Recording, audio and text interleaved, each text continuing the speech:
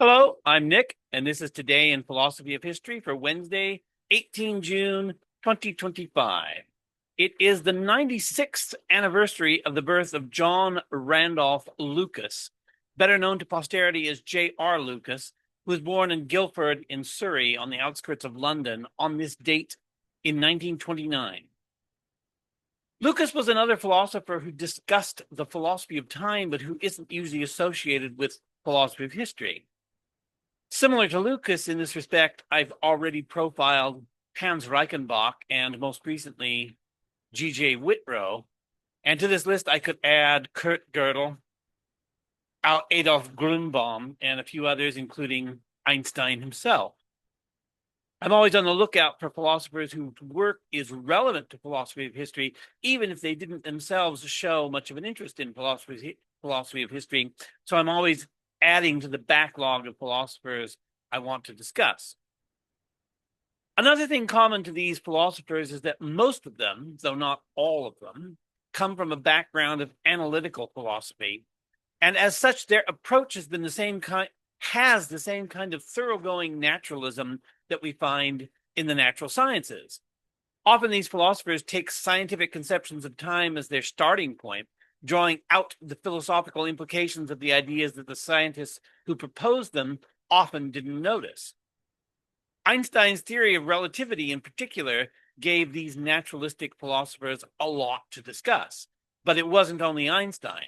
It was all the work that built on Einstein, sometimes as surprising and as counterintuitive as the theory of relativity itself. One of the most surprising elaborations of the theory of relativity was the work of the logician Kurt Gödel, who was a close friend of Einstein when both were at the Institute for Advanced Study. Gödel formulated a cosmological model consistent with Einstein's general relativity in which time travel would be possible. It's important to point out that this cosmological model does not describe our universe. Gödel's cosmological model isn't expanding and is rotating somewhat rapidly. But the philosophically important point here is that our universe is only contingently different from Gödel's cosmological model. Gödel's rotating universe is contingently different from the space-time structure of our universe, but he didn't see the two cosmologies as differing in terms of laws of nature. Part of Gödel's argument involves the claim that the same laws of nature would hold in this rotating cosmological model as hold in our expanding universe. And he made this argument because he wanted to show that, as in the works of idealistic philosophers he studied, like Leibniz and Kant, time is ideal and not real. In a recent paper, Can Rotation Solve the Hubble Puzzle by Zaghetti et al. My apologies if I'm not pronouncing that correctly. The authors explicitly cite Gödel's rotating universe as an inspiration, but their model avoids closed time-like curves and was intended rather to resolve the Hubble tension, that is to say, the difference in measurements of the Hubble constant made by different methods. In short, their universe rotates too slowly to sufficiently tilt a light cone into a closed time-like curve. But I think Gödel would have been interested to know that his cosmology continues to be an influence and an inspiration. I said that the scientific philosophers I've mentioned in connection to the philosophy of time have been mostly naturalistic thinkers. Gödel obviously can't be counted among their numbers. But it's not that Gödel was non-naturalistic in the traditional sense, by which I mean that he didn't deny the reality of the physical world studied by the natural sciences, though he did deny the reality of time. His method was naturalistic to the point that he mastered the natural sciences of his time and used his mastery of these bodies of scientific knowledge to argue for unexpected and counterintuitive positions. In Gödel's later years, he was a careful reader of Husserl, frequently citing Husserl in his writings. I mentioned in my Husserl episode that Husserl did have an explicitly non-naturalistic outlook, and this was increasingly an influence on Gödel. My previous episode on G.J. Whitrow prompted me to read Palaiologou's, again, apologies if I'm pronouncing it incorrectly, book, A World Without Time, which focuses on Gödel's work in relativistic cosmology and Gödel's denial of the reality of time. It's difficult for me to give a fair sketch of this book since there are parts of it with which I am enthusiastically in agreement, and I'm pleased to see someone discuss these things explicitly. On the other hand, I sharply disagree with many of the conclusions that are drawn. But in any case, I recommend the book since it's well written, it's an easy read, and the argument is interesting. The meat of the book can be found in chapters 4 and 7, respectively titled A Spy in the House of Logic and The Scandal of Big T and Little t, which are respectively concerned with Gödel's incompleteness proofs and his rotating universe cosmology. I think we can safely say that Gödel's cosmology is radically different from the world that we live in. But his point was that his cosmology pointed to a denial of the reality of time, and this conclusion constitutes a step beyond what relativity theory alone entails. If we only take the first step of relativistic cosmology and don't take the second step, which was Gödel's step, we still have a universe with time, even if we're forced to revise our intuitions about time. But there's a tendency to overstate how radically relativity theory requires us to revise our conventional views of time. Einstein himself isn't guilty of this. And in fact, I wrote a blog post years ago in which I characterized Einstein's conservative claims for the theory of relativity in relation to its radical consequences, and I contrasted this to the radical claims for other theories that have relatively conventional consequences. Einstein didn't need to engage in the theoretical equivalent of attention seeking, since he understood how fundamental his results were. Eventually, people would catch on to how fundamental they are if they penetrated into his argument. Interestingly, Gödel, in his book, credited a similar attitude to Gödel. Gödel wrote that, quote, in his published writings, he aimed for maximum precision and minimum controversy, stripping down his contributions until only the bones were left. That is, until all that remained was what was most amenable to rigorous demonstration and unavoidable philosophical interpretation, unquote. However, Einstein did favor thought experiments, and sometimes thought experiments can suggest interpretations of ideas that have been otherwise given a conservative exposition. Thought experiments can be very powerful. Daniel Dennett famously calls them intuition pumps. But this powerful influence cuts both ways, you could say. Thought experiments can powerfully advance our thinking, but they can also powerfully mislead us. A lot of people don't know, for example, that the Schrödinger's cat thought experiment was introduced to show that quantum theory is ludicrous. And now the Schrödinger's cat thought experiment is invoked as though it were intended to justify quantum theory. Einstein used the thought experiments of moving trains and lightning strikes on the embankment of train tracks, suggesting that at this level of human observation, that is to say, at the level of the observing of lightning strikes on a train track, we could see a potential reversal of the time order events due to the relativity of simultaneity. But it's only possible to observe the reversal of the temporal, or what we could call historical order events, when these events are space-like separated, to use the language of relativity theory, and nothing along a railway line is space-like separated. Indeed, nothing within the Hubble sphere is space-like separated. The Hubble sphere is a construct related to the idea of the observable universe, but the two aren't exactly the same thing. The Hubble space is a bubble around every observer defined by the maximum distance from which the observer can receive light. It follows from the definition of the Hubble sphere that everything within the Hubble sphere is causally connected, in at least the minimum sense that the past light cone of any event within the Hubble sphere overlaps with the past light cones of other events in the sphere. In this way, events in the distant past of the universe can still be rippling outward into the cosmos and affecting us all billions of years later, meaning that we are causally connected even to very distant events. Only causally disconnected events, that is to say, events whose past light cones don't overlap can be perceived as having a different temporal or historical order than that which we perceive they am having. Here's where the Einstein train of thought experiment can be misleading. No two observers could communicate their different observations of the order of events, so that asserting that observer A sees X precede Y, while observer B sees Y precede X, is a construction as ideal as a claim of the same two observers sharing a universal simultaneity. I'm not saying that relativity theory is wrong. I'm only saying that the train thought experiment can be misleading, but we can do thought experiments of our own to try to correct this misimpression.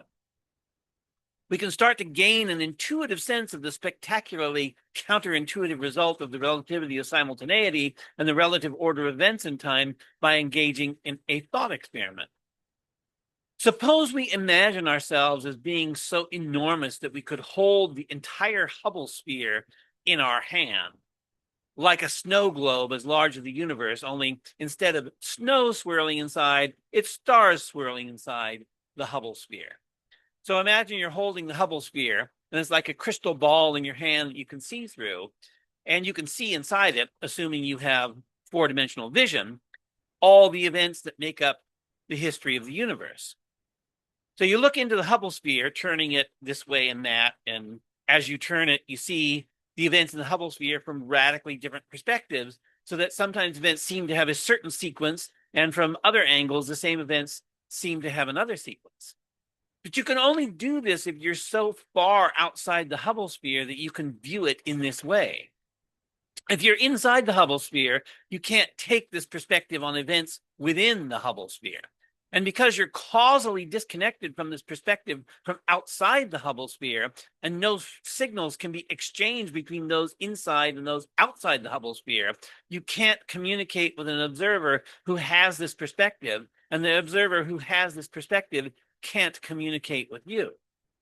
So that's a little digression on the weirdness of relativity theory and the even greater weirdness of using relativity theory to argue for the non-reality of time, as Gödel did.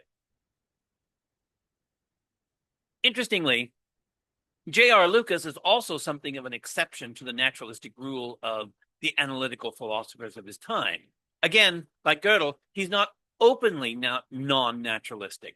Like Gödel, he is thoroughly conversant with natural science. And in fact, many parts of his book, a treatise on space and time, on time and space, I should say, is rather more technical than G.J. Whitrow's A Natural Philosophy of Time. Lucas delves deeply into relativity theory, though he doesn't come to the same conclusions as Gödel. That is to say, he doesn't deny the reality of time.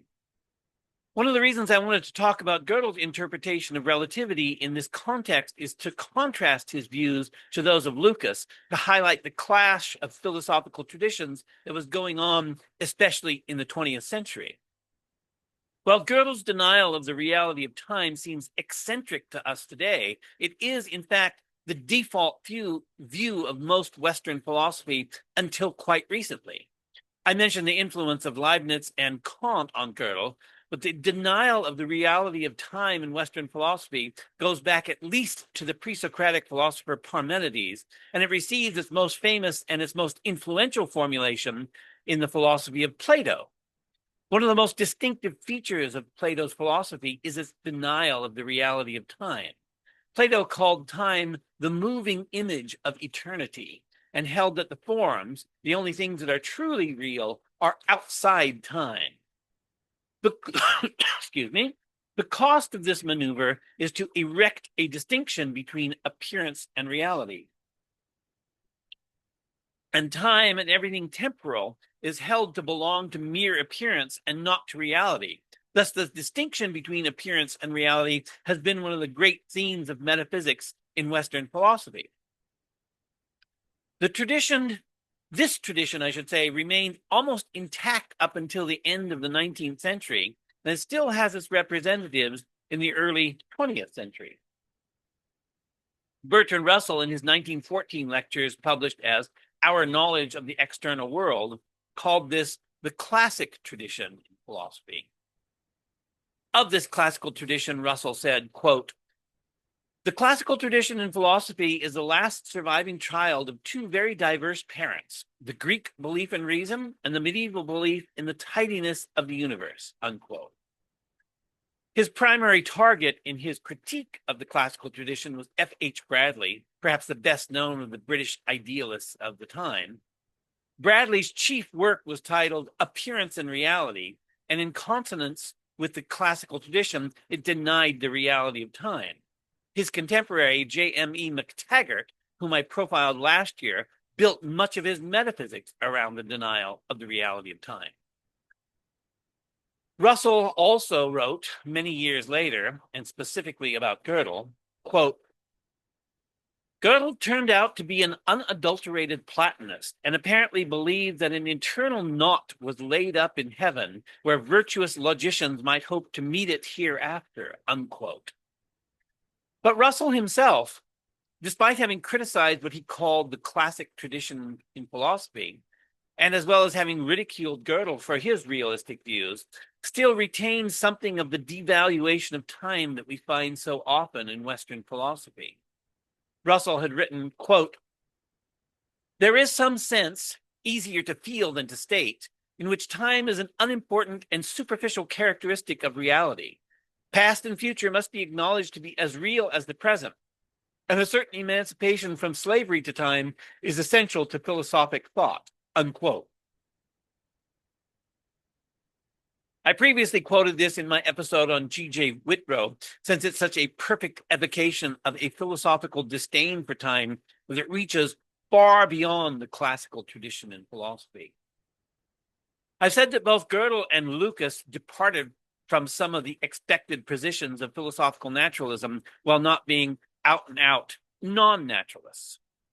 Where they differ, among other positions, is that Gödel was part of what Russell called the classical tradition, and Lucas was not part of that tradition. Lucas represents a growing willingness on the part of philosophers to take time as reality and not as mere appearance. This reconciliation of the tradition of Western philosophy with the reality of time has been slow and gradual. Today we have philosophical works that are frankly metaphysical, but which, instead of using metaphysics as a tool to deny the reality of time, as in the classic tradition, they use the tools of analytical metaphysics for the exposition of time as a fundamental reality of this world. I have a couple of books like this in my library. For example, Past, Present, and Future by Erwin C. Lieb, and A Survey of Metaphysics by E.J. Lowe. Lucas and his work preceded these works that I've just mentioned, and in a sense, he made them possible by making the philosophical analysis of time as a reality respectable.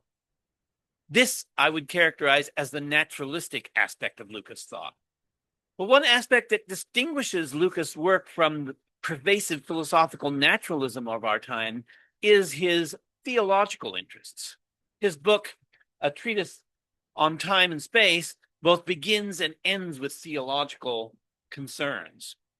The book opens thus, quote, "Time is more fundamental than space. Indeed, time is the most pervasive of all the categories.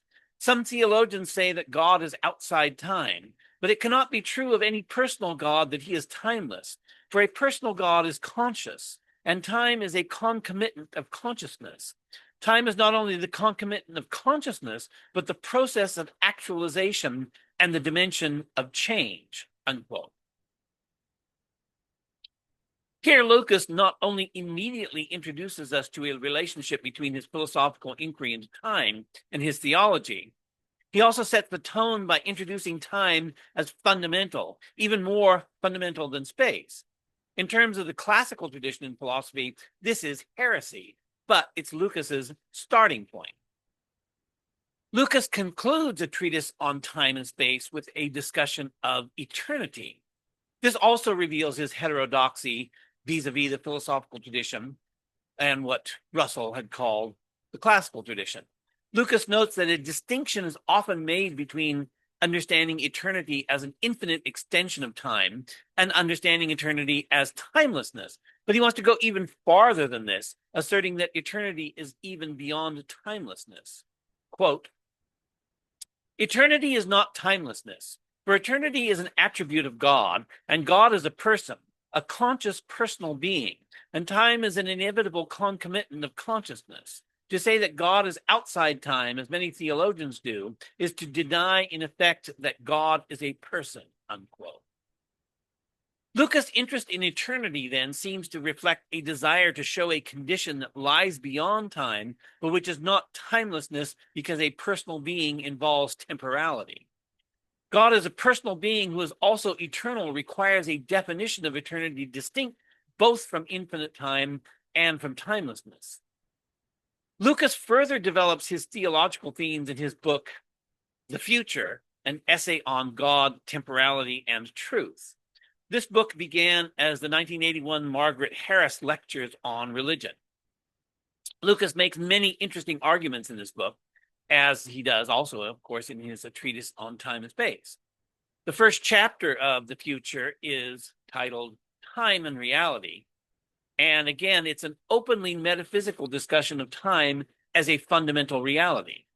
But there's an interesting wrinkle here, and I will try to get into that.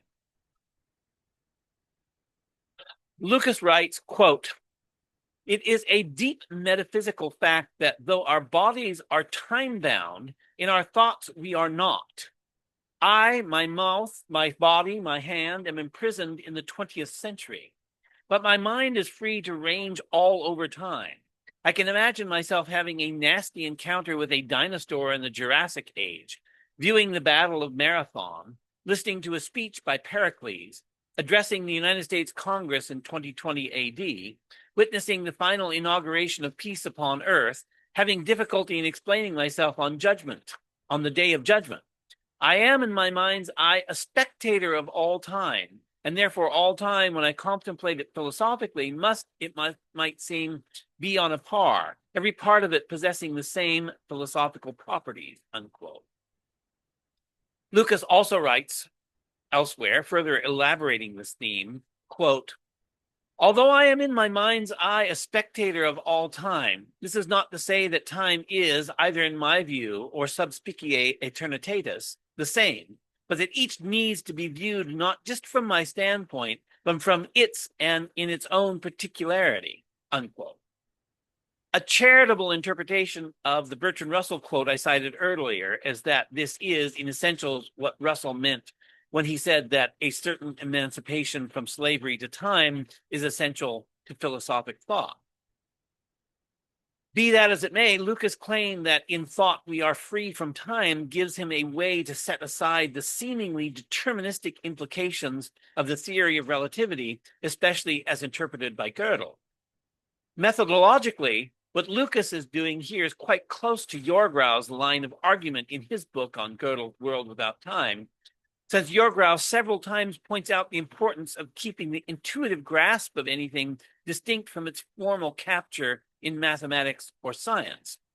Yorgrau wrote, quote, Gödel's overarching ambition throughout his career consisted in the attempt to establish by formal means the limits of formal methods in capturing intuitive concepts, unquote. I completely agree with this, and I see Lucas as doing the same thing, though calling it by different names. But more importantly, Lucas is drawing the opposite conclusion from that of Gödel and Yorgrau. And I have to say that on this, I'm on board with Lucas' interpretation of the implications of the methodology to which both parties appeal. It seems to me that the obvious application of Yorgrau's claim when it comes to the theory of relativity is the need to establish the limits of formal scientific theories, like the theory of relativity, to capture our intuitive concepts of time and space. I think Yorgrau held this view also, but again, he took it in a very different direction than did Lucas, and as Lucas did in his different formulations. Lucas concludes his book on the future by explicitly drawing out the theological implications of God being a personal God, with personhood entailing some kind of temporality. The last chapter is titled The Vulnerability of God, which is as counterintuitive as any claim made by Gödel. In it, Lucas writes, quote, God is temporal, though not merely that. Although we can properly say that God is more than merely temporal, that he transcends time, and to that extent is beyond and outside time, we cannot say that he is timeless, or that for him there is no difference between future and past, unquote. Lucas knows that he's arguing against established tradition, and he explicitly takes up the challenge in arguing his position. I have no idea how orthodox or unorthodox Lucas is in relation to contemporary theology, but what he's arguing lies far outside the tradition of philosophical theology, and it points to how far Lucas was willing to go in integrating time into fundamental reality. One of the interesting unconformities in Lucas' thought is that one of the most influential papers he wrote was about Gödel, titled Mind, Machines, and Gödel from 1961. But it wasn't about Gödel's rotating cosmology, much less about the use of relativity theory to argue for the denial of the reality of time. This paper was about applying Gödel's incompleteness theorems to the view that the human mind is a mere mechanism.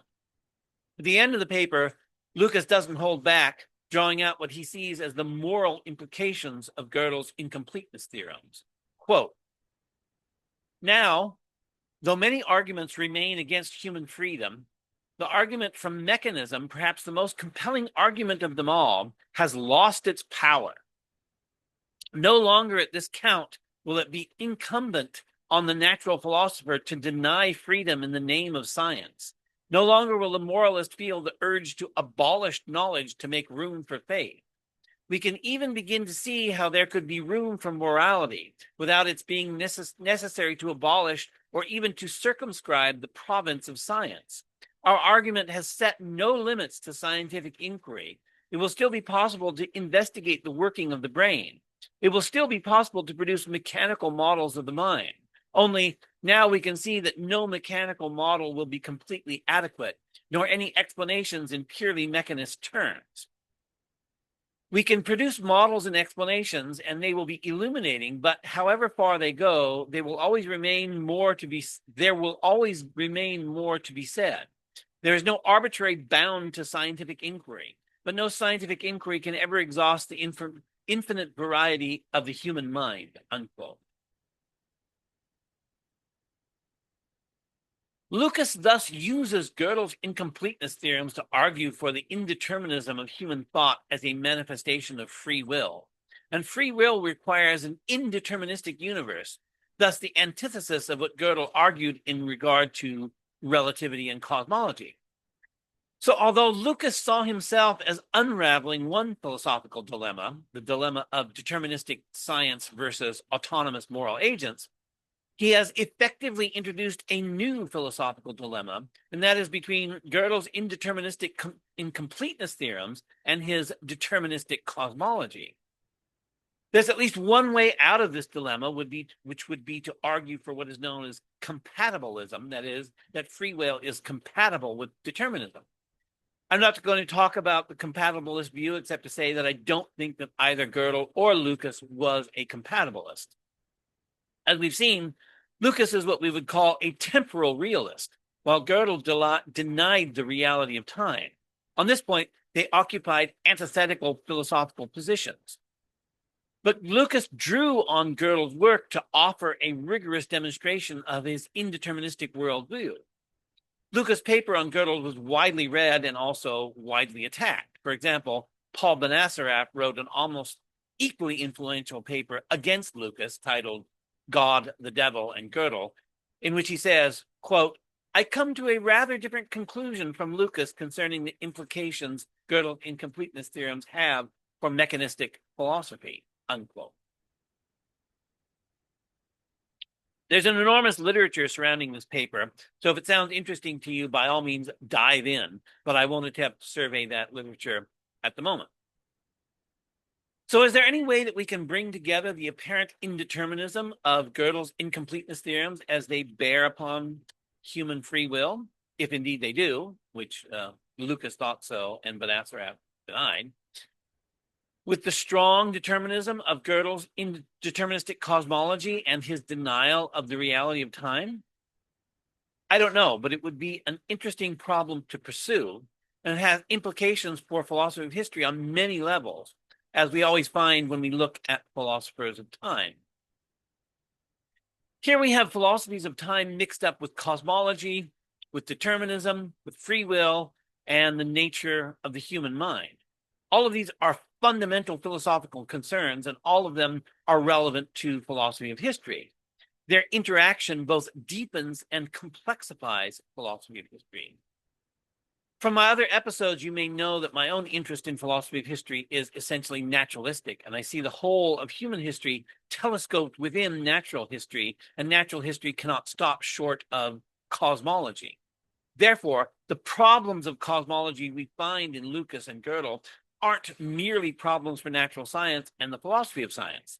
The philosophy of natural history of the cosmos is the ultimate context of human history and the philosophy of human history. We can find this in the past when we look to the cosmological conditions that made it possible for a species like us to evolve on Earth.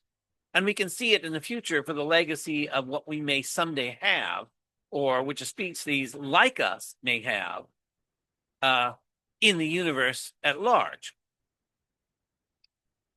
From a cosmological perspective, human history is dead simple. This is despite the fact that human history is one of the most complex phenomena of which we know, to the point that there's little agreement among historians on the interpretation of history. But this complexity supervenes on an underlying simplicity of the structure of time relevant to human beings on their home world. Everything that's happened has happened on Earth within the inertial frame defined by Earth. When astronauts accelerate away from Earth, they and their spacecraft define a new inertial frame of reference, although to date, all astronauts have returned to Earth and none have traveled fast enough for time dilation to be apparent. We have devices of sufficient precision that we can measure time dilation, and we've had these instruments for decades. In 1971, the Haffele-Keating experiment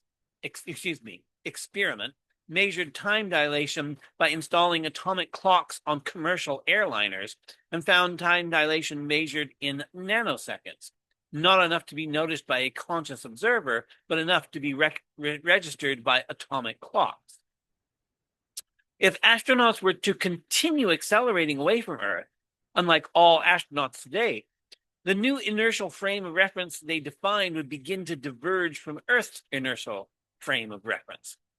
In my essay, The Coming Coeval Age, about which I also produced an episode of the same title, I discussed scenarios of spacefaring expansion for humanity in which multiple centers of civilization separated by relativistic travel maintain inertial frames of reference derived from Earth at their time of departure. My point is that if our civilization endures and continues to develop technologically for a period of time sufficient to produce technologies allowing human beings to expand throughout the cosmos, the simple unilinear history that has characterized human history to date will cease to obtain. Human history, or the history of human successors, or the history of human peers, whomever they may be, once scattered through the universe and subjected to extremes of acceleration and gravity, can someday reflect the complexity of the space-time structure of the universe itself. A philosophy of history in which time is as tangled as a ball of string, and when there are multiple human or post-human histories in different inertial frames of reference, will no longer be a history that can be related to a unilinear continuum. This will challenge our intuitions about history, and this challenge will force us to attain a more comprehensive conception of the history of the universe and human history within the universe.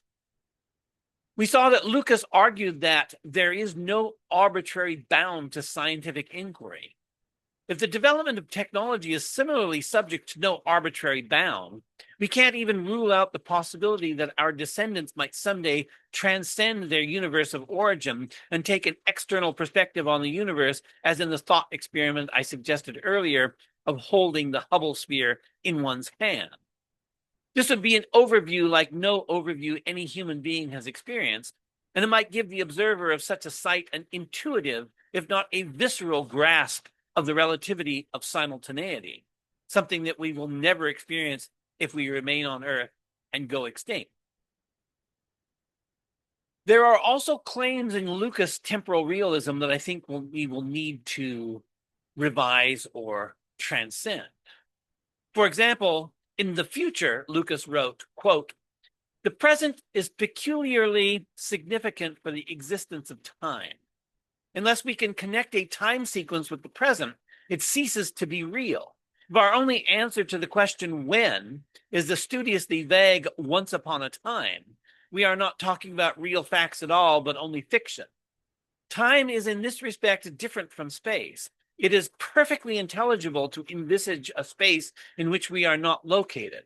We can understand a geometer when he draws on the blackboard, and there's no question of any points representing here, but not a historian who puts up a date chart in which there could be no date that is now. The fact that we cannot conceive of a time totally divorced from our own temporal existence is the converse of times being a necessary condition of consciousness and experience, whereas space is not," unquote. I don't say that this is entirely wrong, but it requires further elaboration and clarification. I think that there is, or that there will be, cases in which it's perfectly intelligible to envisage a time in which we aren't located, but to spell out this in detail would be the task for another time. So happy birthday, J.R. Lucas, and thanks for listening.